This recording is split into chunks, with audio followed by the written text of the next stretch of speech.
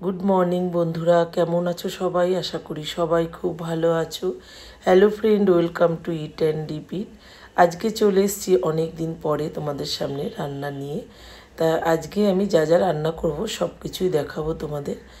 তা এখানে দেখো, চিংড়ি মাছটা বেশ বড় বড়, গলদা চিংড়ি না বাগদা চিংড়ি আমি অতটা ঠিক জানি না। তা যাই হোক, মাছটা না একটু নরম নরম ছিল বলে একদম খুব ভালো করে ছাড়িয়ে নিয়ে তারপরে খুব ভালো করে ধুয়ে নিয়েছি।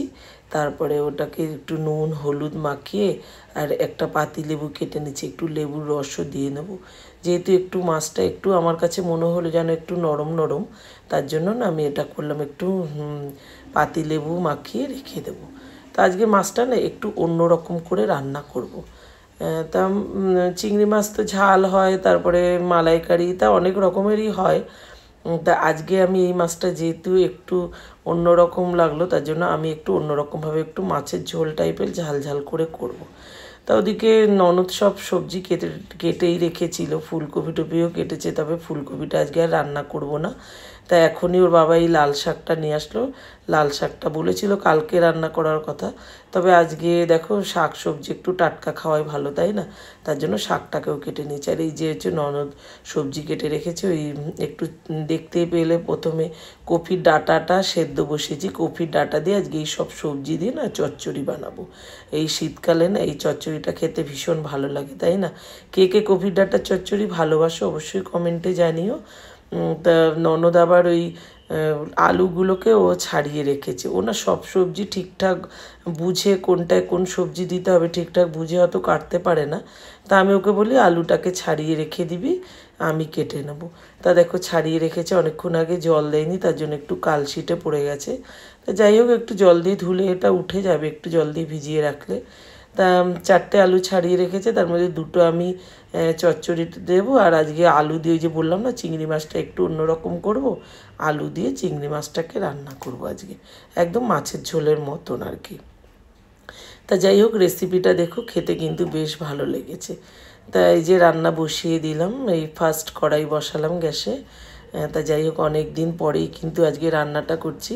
ওদিকে দেওরের কাজকর্ম শেষ হয়ে যাওয়ার পরে না ভাসুরের বাড়িতে আমাদের মানে জানোই তো, এই কোনো অনুষ্ঠানই হয়নি, এই ইসের মধ্যে কেউ আসেও না।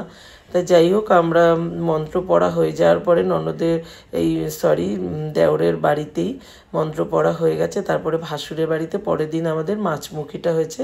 আর আমার বাড়িতেই আজকেই আমি রান্না করছি মাছ। তা যাই হোক, ওদিকে অ্যাঞ্জেলের মাংসটাও বসিয়ে দিয়েছি। অ্যাঞ্জেলের মাংস জানো তো এতদিন তো আমি করিই নি, প্রায় 14-15 দিন পরে আমি অ্যাঞ্জেলের মাংস ঘরে বসালাম। ছোটো বৌদি রান্না করতো, ওকে ওদের ঘরে বসে খাওয়া দাওয়া করাতো। যাই হোক, এটা একটা বিশাল উপকার হয়েছে। তা আমার ঘরে যেহেতু মাছ মাংস ঢোকানো যাবে না, তার জন্য ছোটো বৌদি ওর ঘরে বসে খাইয়ে একবারে মুখ টুক ধুইয়ে নিয়ে আসতো। তো এদিকে একটু বড়ি ভাজা করে নিলাম, চচ্চড়িতে দেবো। তা অনেকেই বড়ি পছন্দ করো না, তাহলে না দিলেও পারো, তবে আমরা কিন্তু বড়িটা খেতে খুব ভালোবাসি। তা এই জন্য বড়িটাকে একটু ভাজা করে নিলাম। তা চচ্চড়িতে না একটু তেলটা একটু বেশি দিতে হয়, তেলটা একটু এখন কম খাওয়ারই চেষ্টা করি। তা জানোই, তেল খাওয়া শরীরের পক্ষে অত ভালো না, আর তেলের প্রচুর দাম বেড়েছে, একটু কম খাওয়াই ভালো। তা যাই হোক, আরও একটু তেল দিয়ে দিলাম। তারপরে এই যে 5 ফোড়ন ফোড়নে দিয়ে দিচ্ছি। অনেকে কালো জিরেও দিতে পারো, 5 ফোড়ন অনেকে পছন্দ করো না, তবে 5 মিশালি সবজি বা এই এরকম চচ্চড়িতে 5 ফোড়নটাই কিন্তু বেশি ভালো লাগে। 2টো কাঁচা লঙ্কা ফোড়নে দিয়ে দিলাম, একটু তেজপাতা, একটু ফোড়নটা একটু ভাজা হয়ে গেলেই বেশ কয়েকটা কাঁচা লঙ্কাও কিন্তু আমি এর ওপরে ভাজা করে নিলাম। কাঁচা লঙ্কাটা একটু ভাজা ভাজা করে নিলে দেখবে রান্নাটা কিন্তু খেতে বেশ ভালো লাগে। তারপরে এই যে দেখতে পাচ্ছ সবজি, ফুলকপি, সিম, কুমড়ো, তারপরে আলু, বেগুন সব দিয়ে দিয়েছি। এর মধ্যে একটু মূলো দিলেও ভালো লাগতো, তবে মূলো না আমার ঘরে একদম পছন্দ করে না। আমি আর ওর বাবা ভালোবাসি, কিন্তু আমার মেয়ে ছেলে এরা একদমই পছন্দ করে না। ছেলে তো একদমই ভালোবাসে না, তবে মেয়ে এই চচ্চড়ি খেতে বেশ ভালোবাসে, মেয়েকে তো পাঠাতেই হবে, তার জন্য মূলোটা আর দিইনি। তা ওদিকে নুন আর হলুদ দিয়ে দিলাম, আর মিষ্টি দিচ্ছি একটু। তা যে কোনো রান্নায় দেখতেই পেয়েছো তোমরা, আমি একটু গুড়টাই তো ব্যবহার করি, মিষ্টি চিনিটা অ্যাভয়েড করি। তা মিষ্টিটাই গুড়টাই বেশি দিই, তবে গুড় মানে শেষ হয়ে গেছে। তা এতদিন রান্না বান্না হয়নি, তোর বাবা বলেছিল আনবে এর মধ্যে, আমি বললাম থাক, এই ওষুধের মধ্যে আর আনতে হবে না, যা আছে থাক। তা যাই হোক আজকে চিনি দিয়ে দিলাম, আর এদিকে সবজিটা একটু নাড়াচাড়া করেই এই যে কপির ডাঁটাটা সেদ্ধ করে রেখেছি জানো তো, তাই যে এটাও দিয়ে দিলাম, দিয়ে একটু নাড়াচাড়া করে ঢাকা দিয়ে একদম গ্যাসটা লো ফ্লেমেই কিন্তু রান্নাটা করব। একদম কোনো তো জল দেবো না, যে সবজির যেটুকু জল বেরোবে ওই জলেই কিন্তু এই সবজিটা রান্না হয়ে যাবে। এদিকে দেখো ওই চিংড়ি মাছটার জন্য আলুটা কেটে নিয়েছি, এরকম পাতলা পাতলা করে কেটে নিয়েছি। তা আজকে চিংড়ি মাছটা এইভাবে বানাচ্ছি, কেমন লাগবে প্রথমে বুঝতে পারিনি, তবে খাওয়ার পরে বেশ ভালো লেগেছে। খাওয়া দাওয়ার পরেই তো ভয়েস দিচ্ছি, তার জন্যই বললাম। তা কিছুটা পেঁয়াজ দেবো, পেঁয়াজ রসুনটা চিংড়ি মাছে অত না দেওয়া যায় না, তা চিংড়ি মাছের গন্ধটাই তো খুব সুন্দর, তা রসুনটা না দিলেও হয়, তবে আজকে একটুখানি রসুন দেবো জানো তো। একটা রসুন নিয়ে নিচ্ছি, কিছুটা রসুন ওই যে লাল শাকটা ভাজা করব, একটু রসুন ভাজা ওর মধ্যে দেবো, আর একটুখানি রসুন মাছটাতে দেবো। ওই যে বললাম না মাছটা একটু নরম লাগছিল তো তার জন্য। তাই এদিকে দেখো ঢাকা দিয়ে দিয়ে বারবার তুলে তুলে দেখছি সবজিটা কিন্তু বেশ একটু সেদ্ধ হয়ে এসছে। তারপরে এই যে বড়িটা দিয়ে দিলাম। এখনকার বড়িগুলো বড্ড শক্ত হয়, তার জন্য একটু বড়িটা আগে দিয়ে একটু ঢাকা চাপায় দিয়ে দিলাম, তাতে একটু সফট হবে বড়িটা। তা দেখো চচ্চড়িটা কিন্তু আমার প্রায় হয়ে এসছে, তবে আজকে একটু চচ্চড়িতে দেখো একটুখানি সর্ষে বাটা করেছি। আমি না এরকম চচ্চড়ি করলে কিন্তু সর্ষে বাটা একদমই দিই না, সর্ষে বাটা আমি একটু কম পছন্দ করি, খেতে ভালো লাগে কিন্তু পরে অসুবিধা হয়, তার জন্য না দিই না। তবে আজকে একটুখানি দিলাম, দিয়ে দেখলাম যে দেখি কেমন লাগে। তা যাই হোক একদম সামান্য দিয়েছি, তাই মিক্সির বাটিটার মধ্যে একটুখানি দুধ দিয়ে দিলাম। যে কোনো চচ্চড়ি বা পাঁচমিশালি তরকারির মধ্যে না একটু দুধ দেবে লাস্টে, দেখবে তাতে কিন্তু স্বাদটা আরও বেশি বেড়ে যায়। তা যাই হোক দুধটা আমি এর মধ্যে, কাঁচা জল তো দেওয়া যায় না, দুধটা দিয়ে আমি মিক্সিং জারটা একটুখানি নাড়িয়ে তারপরে দুধটাকে দিয়ে দিয়েছি। এবার দেখো চচ্চড়িটা কিন্তু আমার হয়ে গেছে, ভীষণ ভালো হয়েছিল। আমাদের ওর বাবা তো খেয়ে বারবার বলছে, একটুখানি নুনটা কম লাগছিল বলে একটু নুন অ্যাড করলাম, আর যেহেতু সর্ষে বাটা দিয়েছি তো তার জন্য একটুখানি কাঁচা তেলও লাস্টে দিলাম। তা যাই হোক খুব ভালো হয়েছিল কিন্তু চচ্চড়িটা। সবশেষে দিয়ে দিলাম ধনে পাতা কুচি, আর এই শীতকালে সব রান্নাতে ধনে পাতা তো ভীষণ ভালো যায়। তা ধনে পাতা আমার ঘরে আবার সব রান্নায় দেওয়া যায় না জানো তো, তা আমার ছেলে একদম ধনে পাতা পছন্দ করে না। যাই হোক চচ্চড়িটা হয়ে গেল, এবার আমি কড়াইতে আবারও তেল দিয়ে দিলাম, এবার লাল শাকটা ভাজা করে নেব। তা লাল শাকটা ওই যে ওর বাবা বলেছিল কাল ভেজো, তা আজকে ভাজলাম। লাল শাকটা আমার ছেলে আবার খেতে ভালোবাসে, একদমই তো সবজি খায় না আমার ছেলে, তা শাক ভাজাটা একটু বকে চোখে খাওয়াই যাই হোক। তা যে কোনো শাক ভাজা একটুখানি খায়, তবে লাল শাকটা ছোটোবেলার থেকেই ভালোবাসে। তা লাল শাকে না আমি আবার হলুদ দিই না, শুধু নুন দিলাম আর একটুখানি এই যে চিনি দিয়ে দিচ্ছি একটু মিষ্টি হওয়ার জন্য। তা হলুদটা আমি কোনো দিনই লাল শাকে ব্যবহার করি না, আর আজকে লাল শাকটা ভীষণ ভালো। আর লাল শাকটা তো আগে বেছে তারপরে ধুয়ে তারপরে কেটে নিই, তাহলে কী হয় বলো তো, ওই লাল রঙটা একদম বেরোয় না। দেখো কতটা লাল লাল শাকটা যে বেশ ভালো। তা একটুখানি একটু শক্ত শক্ত লাগছে আমার শাকটা, তার জন্য একটু হাতা দিয়ে বাড়ি মেরে মেরে একদম নরম করে নিচ্ছি। শাক ভাজাটাও এদিকে হয়ে গেল, এবার চলো মাছটাকে রান্না করে নিই। রান্না খুব বেশি টাইম লাগেনি, চচ্চড়িটা হতেই একটুখানি সময় লেগে গেছে। মানে সর্ষের তেল দিয়ে দিলাম, দিয়ে তারপরেই আলুগুলোকে এই যে এইভাবে লাল লাল করে ভাজা করে নিয়েছি। একটু পাতলা পাতলা করে কেটেছি তো আলুটা কিন্তু ভাজাতেই অনেকটা সেদ্ধ হয়ে গেছে।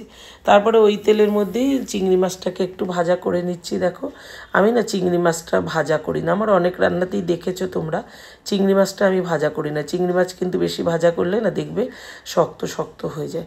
তবে আজকে যে ওই যে বললাম চিংড়ি মাছটা আমার মনে হলো যেন একটু নরম নরম লাগছে, তার জন্য না আমি এরকমভাবে একটু ভাজা করে নিয়ে দিলাম। আর খুব মনে পড়ছে জানো তো, আমার যেই দেওর চলে গেছে, সেই দেওর আমার যখন আমরা কোয়ার্টারে একসাথে সবাই থাকতাম, তখন না আমার এই দেওর ও বাজারে সবজি বিক্রি করতো। তা ও না ওই বড় বড় অনেক বড় বড় মানে গলদা চিংড়ি যেগুলো অনেক বড় বড় মাথা হয় না, ওই চিংড়ি মাছের মাথা কিনে নিয়ে আসতো।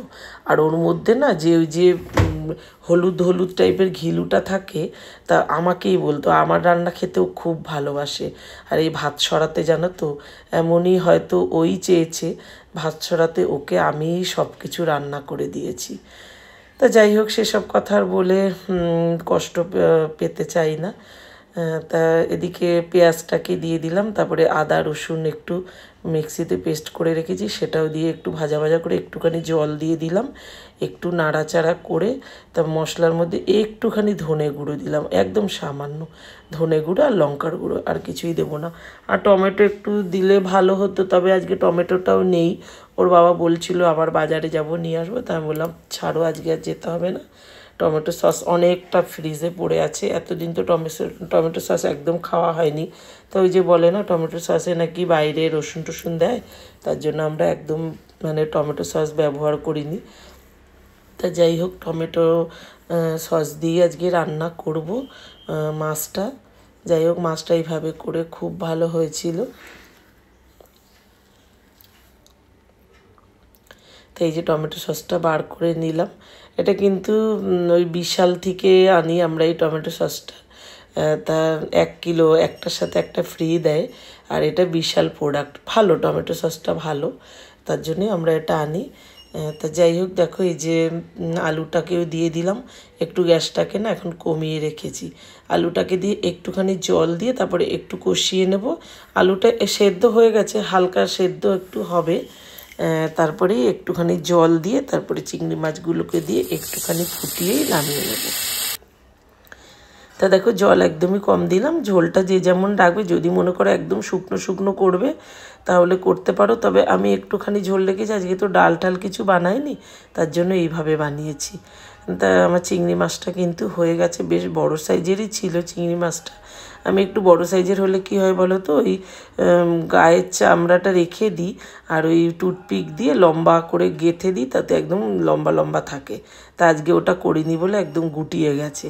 তা যাই হোক, এই হলো আমার লাঞ্চ মেনু, লাল শাক ভাজা, চিংড়ি মাছের ঝাল আলু দিয়ে, আর মানে চচ্চড়ি।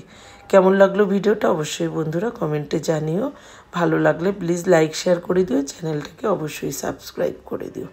তা চলো থালিটাকে সাজিয়ে নিই।